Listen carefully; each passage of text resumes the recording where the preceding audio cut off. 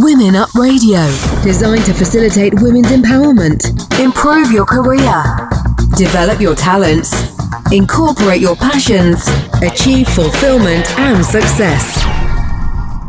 Hello, this is Women Up Radio, supporting Empower Women, and today we're talking about the next generation of women leaders and also the difficult topic of discrimination and whether race makes a difference in gender balance. I'm joined in the studio today by Mariela Dabbah, the founder and CEO of Red Shoe Movement. Welcome to the program, Mariela. Oh, thank you. It's a pleasure being here with you today, Anna. Mariela is also a best-selling author, an international speaker, media personality, and one of People en Español's 25 most powerful women. In fact, it was reading Mariela's book, Poder de Mujer, which in English is Find Your Inner Red Shoes. It was that book that inspired me to get involved in the women's movement and women's empowerment.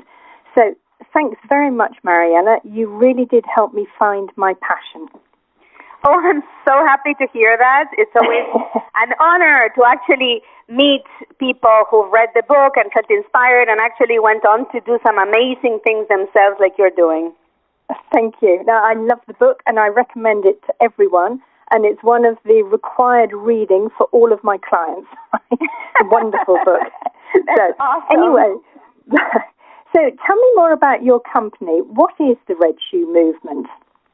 So the Red Shoe Movement is a leadership development company powered by a movement of women who support each other for career success, which means that on the one hand, we train and develop women in corporations that are interested in moving to the next level of their careers. And on the other hand, we have this global community of women who are constantly supporting each other and have each other's backs in order to help each other fulfill their career goals. So what that does is that as we're working within an organization to help them move their talent up the career ladder, they're getting constantly motivated and encouraged and enthused and ignited by what's going on in this larger community and the campaigns that we organized, like the Red Shoe Tuesday campaign or the campaign we did this past March for International Women's Day Leader. So it really works out very well. That's wonderful. And tell me, with all the trailblazing work that you've done for education and career development, obviously you've seen many changes and different attitudes regarding women in the workplace. Do you feel now that there's been much progress, and particularly in respect to women's leadership? I believe that there is a lot more talk, and talking about it is the first step, because when you're not even talking about an issue, it's as if that issue doesn't exist. And I believe that the media has kept it going with a bunch of different things, from new characters in shows that did very well, that were strong female leaders, to more actual leaders being chosen in politics and around the world that are more visible, to companies that are realizing that the new generation is pushing for more equality at all levels. So the conversation is not dropping out of the radar as it used to a few years ago. Even when my book came out, my book that you mentioned, Find Your Inner Red Shoes, came out first in Spanish and then in English. By the time the book came out in English in 2013, the Sheryl Sandberg's book, Lean In, had come out a month before. So I had a very tough time to get in the media, to get media interviews, because the answer would be, we've already talked about this issue. We don't need another conversation about this issue. So that changed, in part thanks to the fact that Sheryl Sandberg had such a big name and it was so well known, and she started being everywhere and pushing forward and not letting it drop. But in terms of numbers, real numbers, we have barely moved the needle. Oh, really? Yeah. Yeah. And so if you look at the numbers of, women CEOs of corporations, etc., the numbers are still very small. Yes. And internationally, because I know you've got a lot of international experience and you've launched Red Shoe Movement in so many countries now, have you seen a difference in the way women's careers and the attitude towards them is evolving in different countries? Is it generally the same, or is there a difference depending on the culture? There is a difference depending on the culture, and obviously there are the different countries are in different places in their journey towards equality and inclusion. What I notice working a lot in Latin America, which is a very macho area, is that the big corporations that have this mandate for equality and for inclusion, they've had this mandate for longer, are influencing what they're called multi-Latin companies, which means local companies that operate in several Latino countries. And then that group is influencing the local organizations. And so little by little, because it's a competitive talent market, people have started to migrate to organizations that are more open to giving opportunities to women all the way to the top. So that creates competition. But there's still a lot to be done. Even if the organizations with the best of intentions can sometimes fall back to old habits just because they're not aware of their own subconscious biases. Yeah. What do you see as being pivotal to the development of the next generation of women leaders? Where do you think they'll come from? And do you think there are specific areas where they'll achieve more success or more progress? I think that leaders come from everywhere. Places where you're not normally looking is where many times some of the best talents come from, because they can develop kind of under the radar, and then suddenly you discover them, but they've been at it for years. So the developing economies have always had an area, a very big influence in their own locations in terms of innovation, because when you don't have a lot of resources, you become extremely more creative. And so also when you are dealing with a lot of the stuff that women deal in developing countries, from having to support their families, many times raising their kids on their own, taking care of their parents at the same time, bringing money to the household, making much less money than their counterparts, sometimes legally so, and so forth. They've become masters at creating time, creating solutions, shortcuts, etc.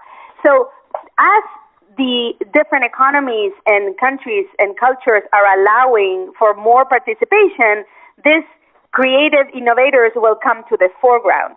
And one of the areas where we're seeing a lot of innovation in the part of women is in their own companies, because women, and for example here in America, Latinas are opening corporate companies, their own companies, at a much faster pace than anybody else. And so, yeah, I think that's one of the things you're going to see. You're going to see that women are going to be tired of trying to move up the ladder in terms of leadership in an organization, and they're just going to go out and start opening more and more of their own organizations. Yeah. In fact, that leads on very much into another topic that I wanted to ask you about. As women, do you think there's a risk of us losing our true selves as we develop into leaders? Because I have a real theory that a lot of women clone themselves as men to try and be leaders, which I don't think is the true vision of women having equality and doing what they want and finding their real success. Because I think we should still remain ourselves, but that's my view. How do you think women can remain authentic and also manage to climb the career ladder, so giving value and bringing the results for the corporate ideal, but still remaining themselves? Do you think that's a challenge that we can manage? Do you think it's something that's particularly difficult? And do you think it's an advantage in today's world? It's the million-dollar question, right? There's always a fine line that we have to walk. My recommendation is always that if you want to sit at the table, if you want a seat at the table, what you first want is for people to invite you to that table. And in order to be invited, many times you're going to have to tweak your style and turn down the volume on some aspects of yourself that don't reflect, don't align with the current leadership, which tends to be more male and maybe more white and middle-aged, right?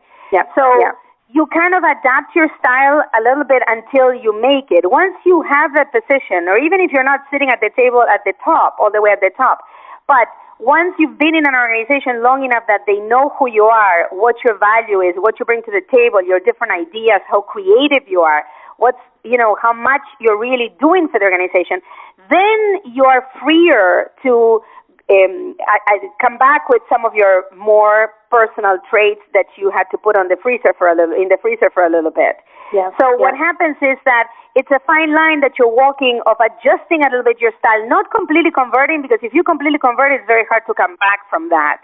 And also because as you are adjusting a little bit your style, you have to educate the organization on why they should pay less attention as to whether you're wearing a pantsuit or a skirt or red shoes or whatnot, and more attention to your ideas and point of view and creativity and ability to think about all of the stakeholders' impact in every one of your decisions.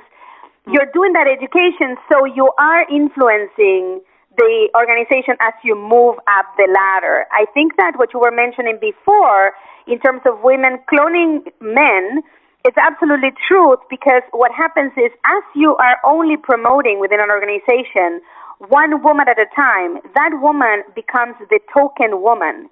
And that has a very negative effect in several aspects, and the research has shown this. On the one hand, you're asking that woman to represent all of humankind in terms of the female gender, and that's impossible. So that person, in order to survive in that position, would probably tend to adapt completely to the people in that situation, which are the males around her, and distance herself from the females, so she doesn't help others climb, and she doesn't impact any change in her organization as she moves up. At the same time, other women will feel that they don't belong in that position because they'll feel so lonely there that they will drop out. So you're not going to retain them. And what's going to happen is that the male part of the organization is going to say, you see, this is not a position for women. They cannot be here.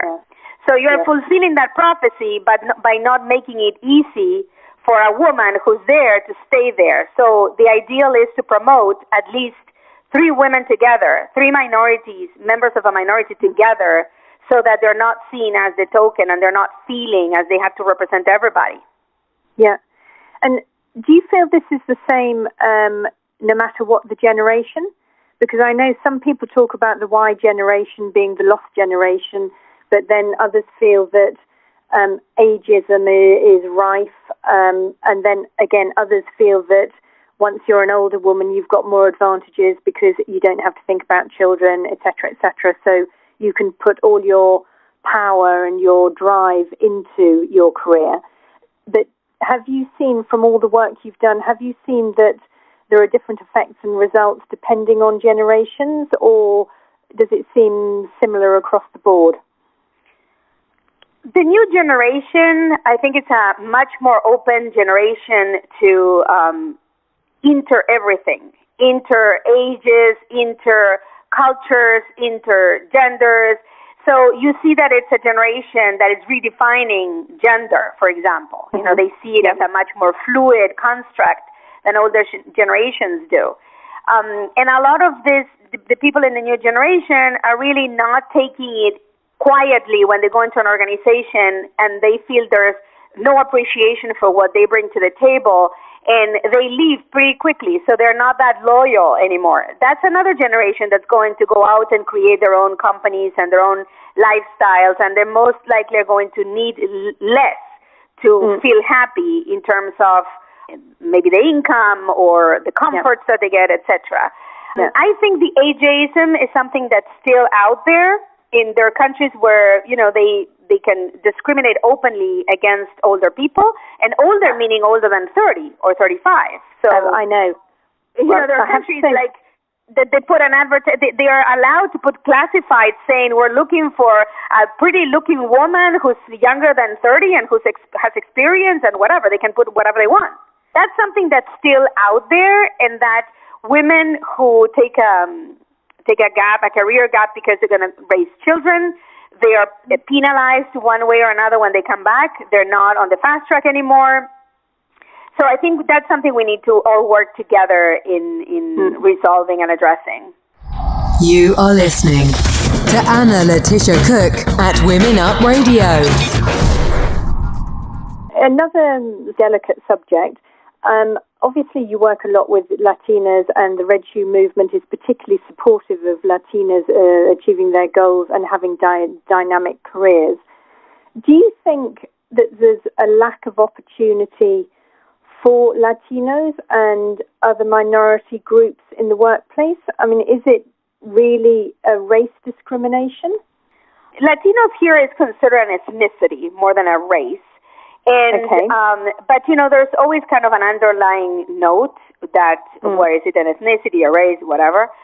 I believe that there are some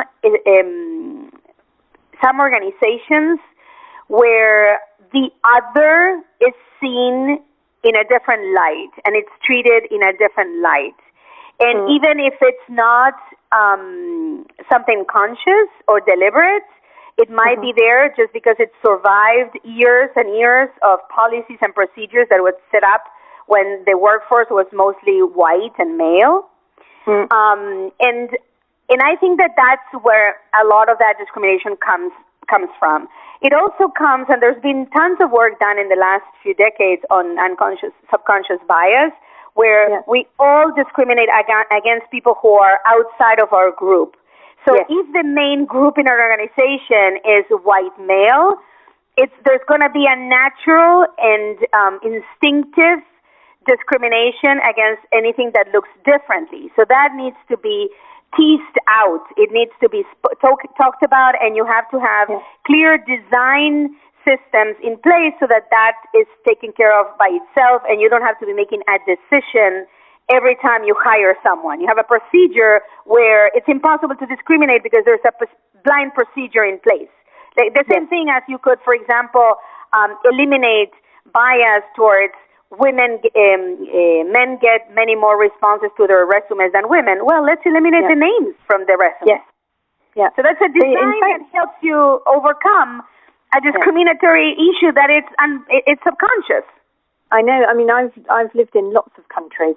And I've found, because I was not of the nationality of the country I was working in, I found instances where it was definitely more difficult for me to get a job, and it was definitely more difficult for me to be accepted into the working community because I was from a different nationality. But for me, it didn't really worry me. I just got on with it. But I knew I wasn't going to necessarily be in those countries for the rest of my life, so it wasn't something that affected me that much.